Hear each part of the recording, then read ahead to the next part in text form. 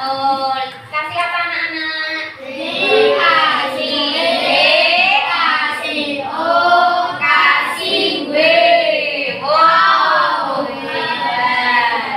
Wow, hebat. Tepuk tangan. Oke anak-anak, masih semangat? Oke, kita tepuk dulu. Tepuk semangat.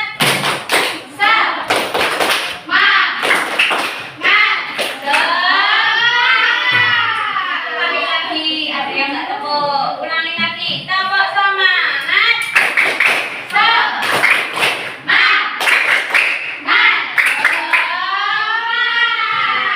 Oke, alhamdulillah.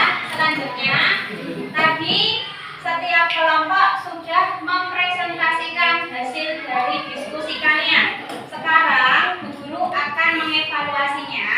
Yang pertama, yang dimaksud dengan pinjam-meminjam atau area tadi adalah yang disampaikan kelompok 1, kelompok 2, kelompok 3, dan kelompok 4 itu sudah benar. Bu Guru hanya menambahkan bahwa secara bahasa pinjam-meminjam itu berasal dari kata arok yang artinya pergi, datang dengan cepat yang memiliki manfaat secara cuma-cuma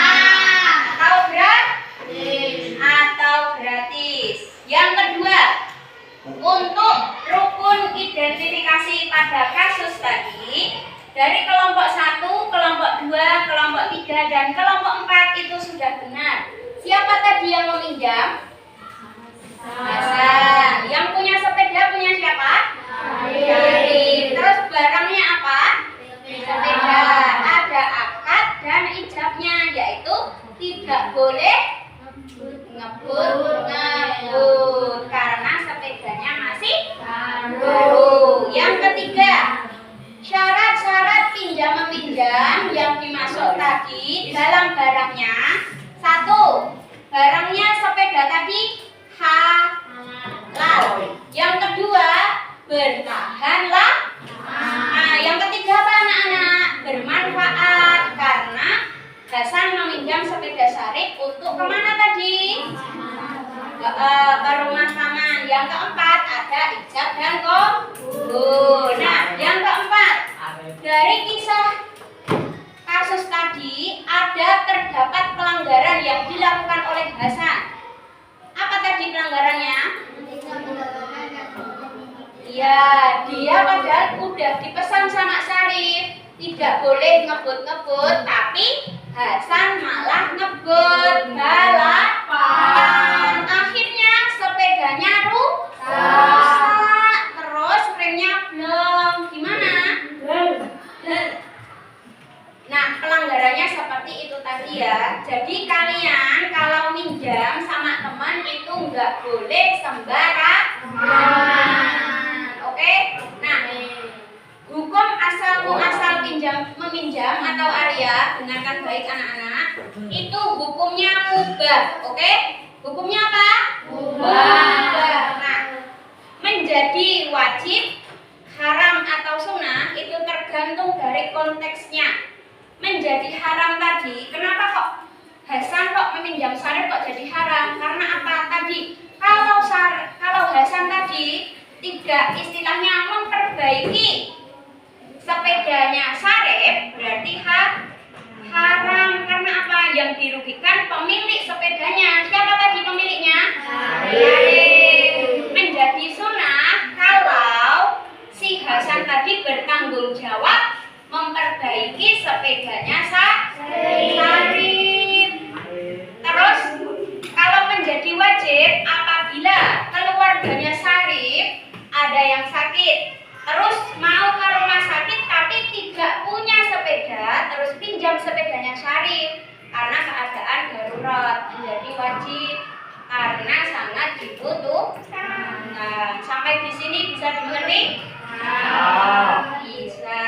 Yang lalu, siapa yang bertanggung jawab atas kerusakan sepeda tadi? Hasan. Betul. Si pemilik. Peminjam, bukan pemilik. Pemiliknya kan Syarif. Nah, Hasan yang meminjam.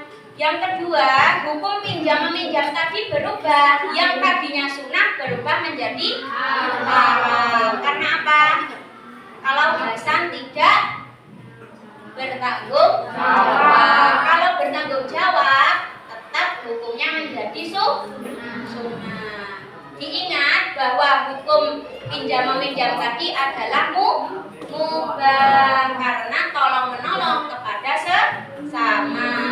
Kalau etikanya Hasan, kira-kira langkah yang pertama kalau minjam barang, ya toh, terus rusak. Langkah yang pertama itu kita harus ngapain dalam kasus ini? Berkata jujur terlebih dahulu, mengakui kesalahannya kalau merusakkan barang yang dipinjam.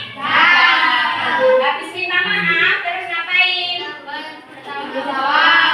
Betul sekali, jujur, minta maaf, bertanggung jawab. Supaya apa anak-anak? Supaya persaudaraan antar teman itu tidak putus karena hanya soal pinjam meminjam. Nah, Bu Guru tekankan di sini, untuk pinjam meminjam itu harus amanah. Amanah yang bagaimana? Dapat dipercaya. Dapat dipercaya karena apa? Kepercayaan itu nomor satu. Gimana kalau kita nggak percaya orang? Terus yang kedua, harus bertanggung jawab.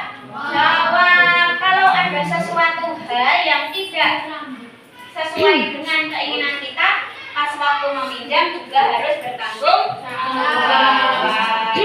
Oke, siap? Nah, selanjutnya sebelum Bu Guru akhiri, anak-anak, Guru mau beri soal evaluasi pembelajaran untuk hari ini. Nah, kalian jawab cepat, kalian tulis masing-masing, kalian jawab cepat ya. Ada dua soal saja. Dua soal. Kita tadi pelajari, jawab cepat.